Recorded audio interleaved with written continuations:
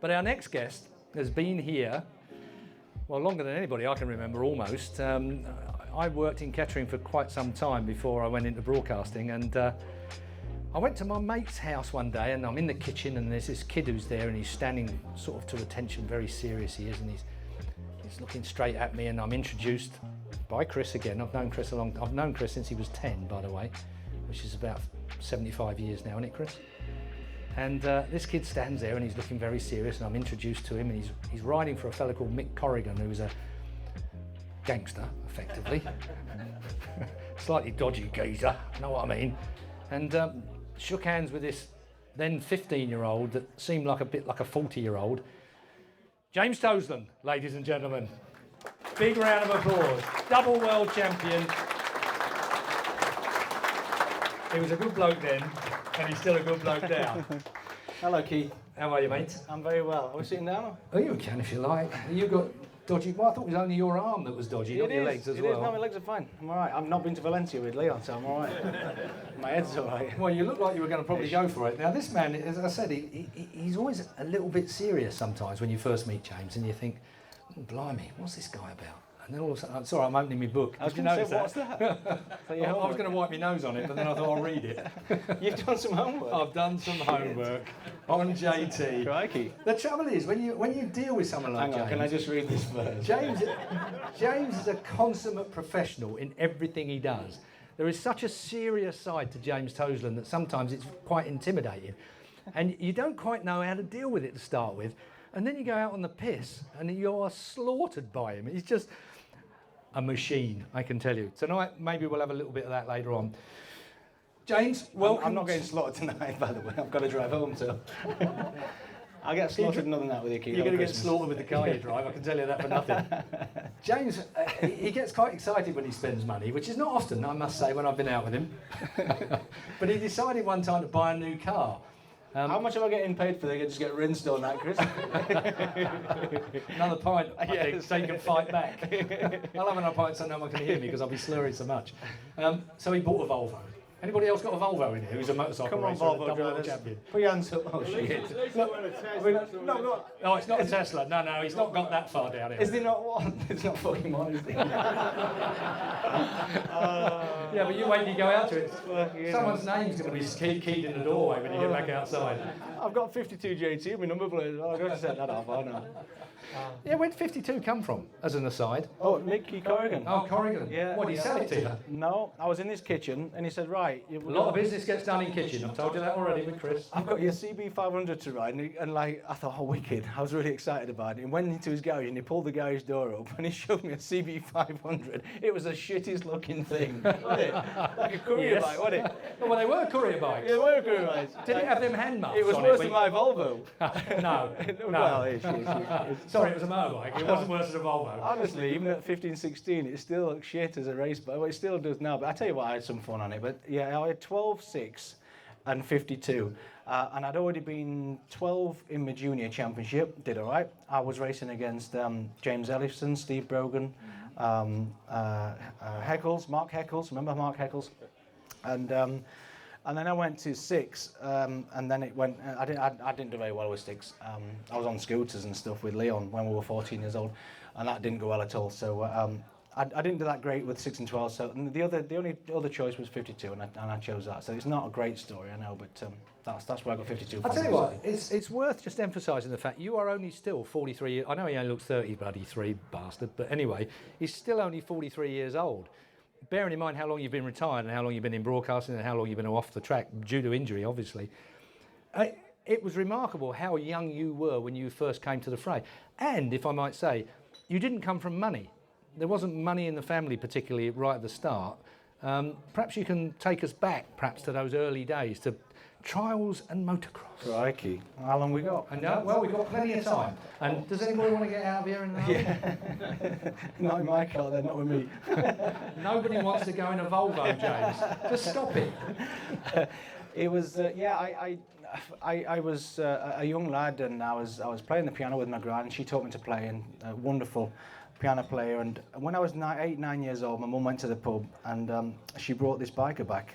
And that's where it all changed. He had an X-Up 1000 Yamaha, And I Your remember, gran was going out with a biker. no, that was my mum. Oh, sorry.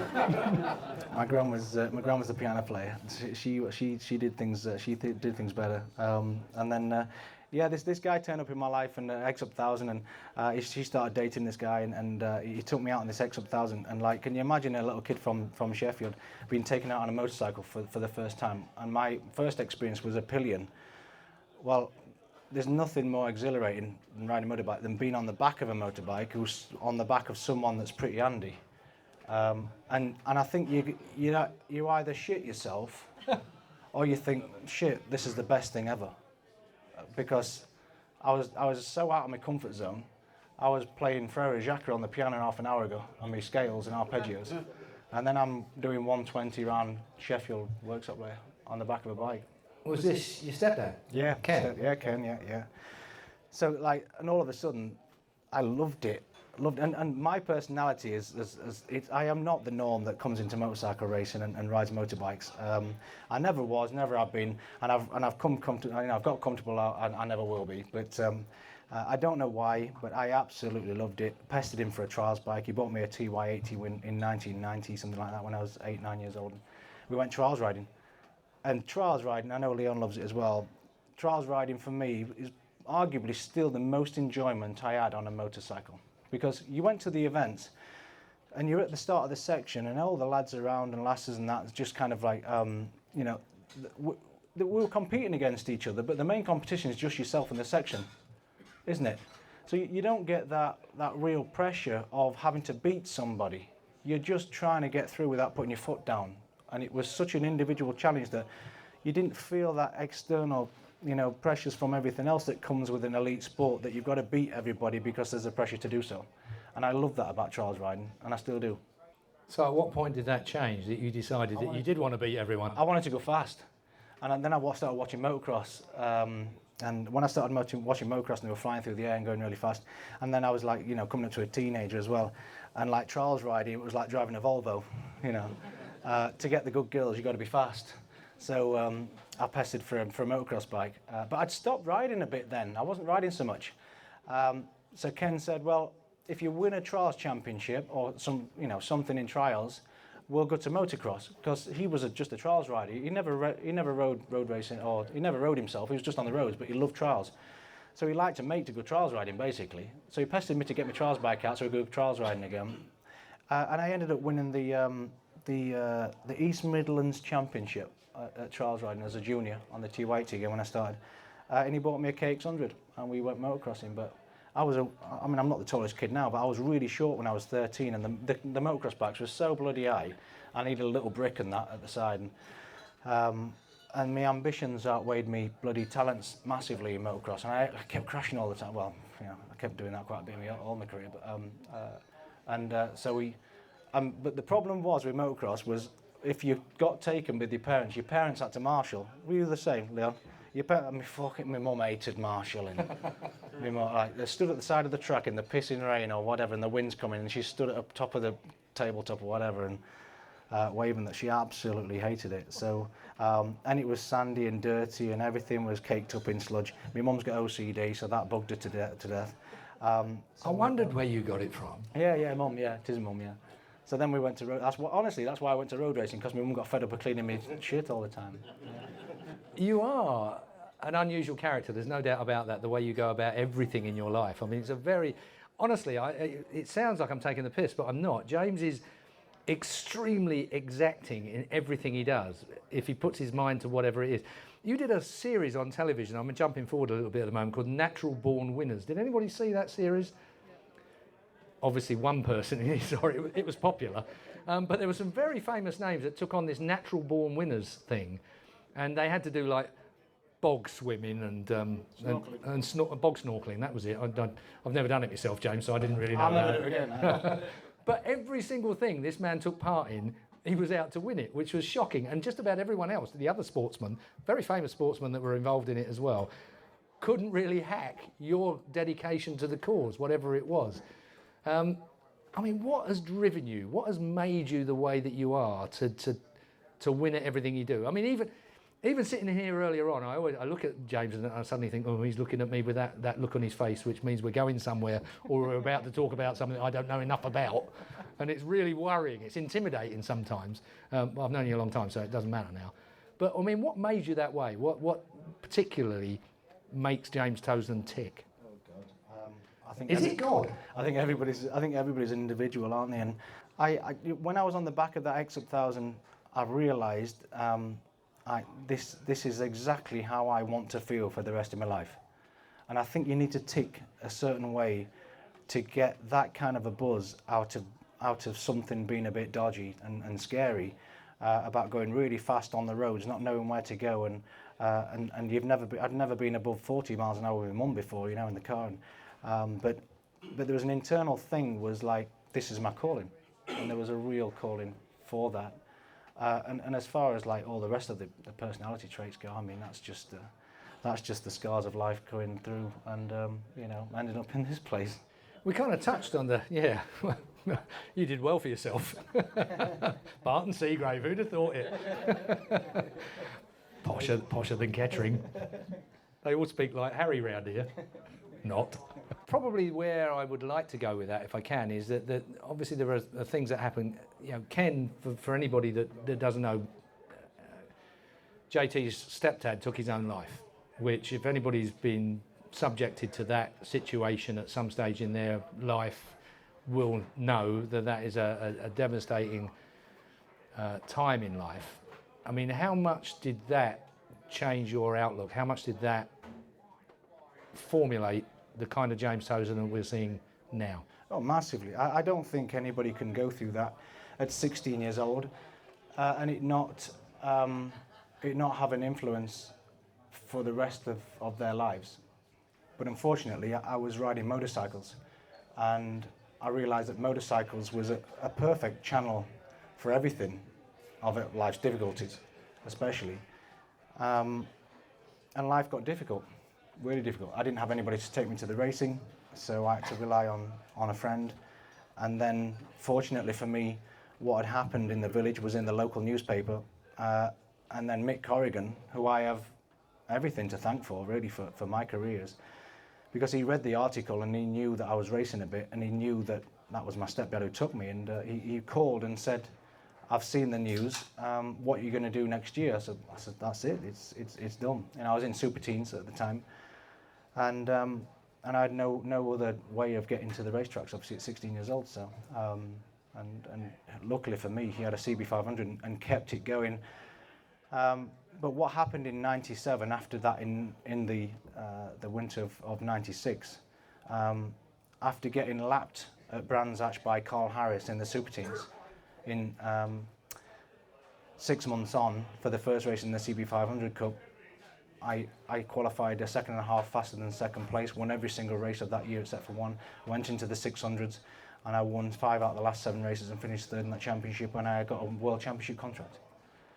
And it was largely down to the frustrations and the pain and the of that incident, and trying to kind of get my head around what it was all about and what life was all about. And it set a bonfire off inside of me that motorcycle racing and being on a motorcycle was a coping mechanism, and it made me fast.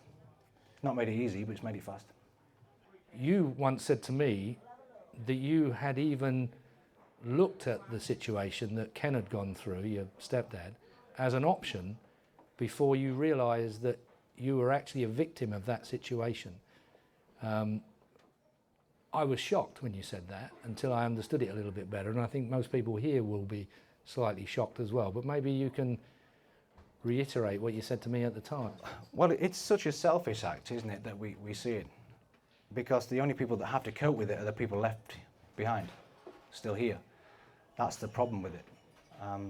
But from it being a selfish act, then you get a bit older and try and and you see other people going through similar things and choosing that same path.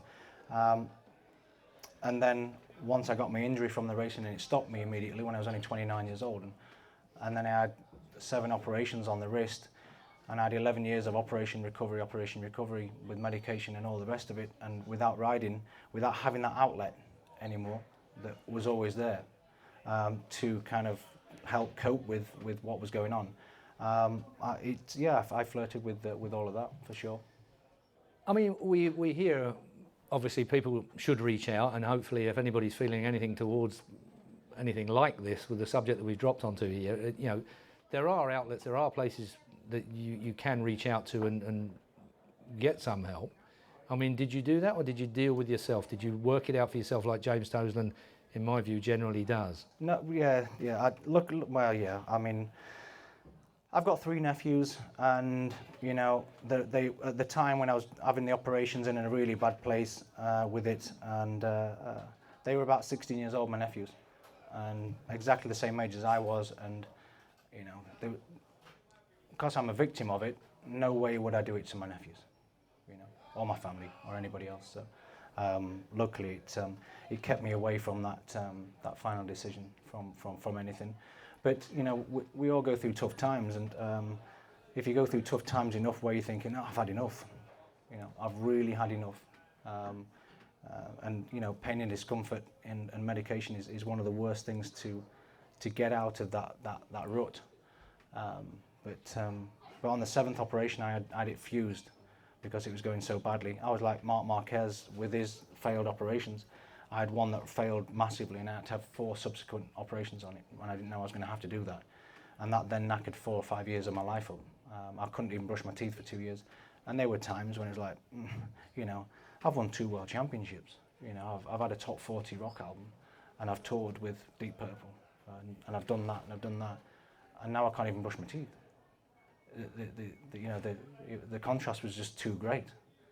You know, we all need something to wake up for and strive for, and to wake up every morning and have a chance of being the best in the world at something, or as a musician or whatever. I mean, music is art. You know, it's not simple like sport was. You win a race, everybody loves it. With music, it's all a taste, and you know, you can like it or not, but to wake up with nothing and not even be able to brush your teeth because of your wrist, it was too much. Yeah. On that point, I'm going to have another beer because I've sobered up completely with that really serious conversation, and I think James should give us a bit of a tune. We've got his piano in the corner here, so James Toseland, if you wouldn't mind, would you care to give us a tune while we contemplate what you've said and where we're going to go next afterwards? Sure. Thank you very much, James. Round of applause, please.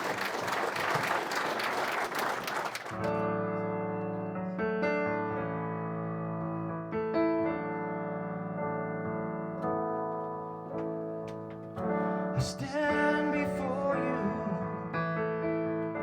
waited for the day, praying that our love won't fade away. Will it last a lifetime? Will you always stay?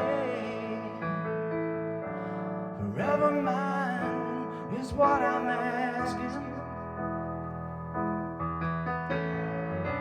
No matter how long or hard this gets, we'll share the pain of life's regrets. It'll be alright if I'm with you. When life just throws us skin and bone, and in your arms I'll never be alone. It'll be alright if I'm with you. If I'm with you.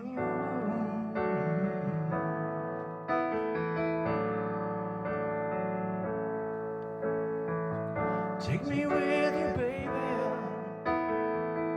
everywhere you go.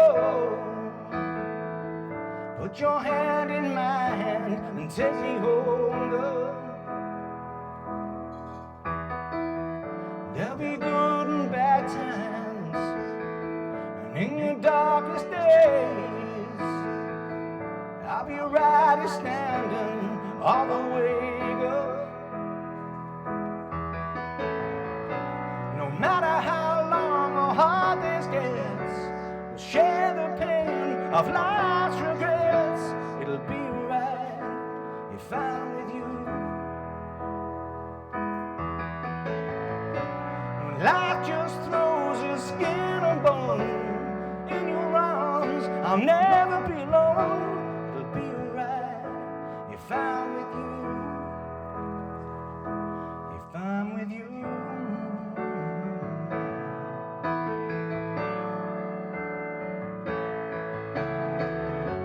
No, I don't want to live without you. Not even for a day. I've tried to live my life alone, but it just didn't make no sense. A life without you. But it's alright, 'cause I'm with you. There's nowhere else I'd rather be.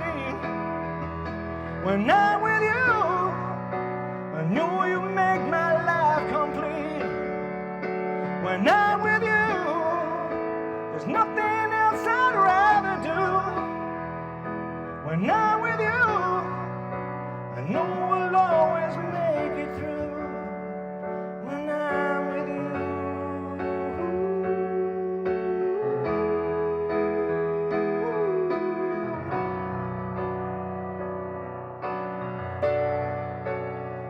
When I'm with you.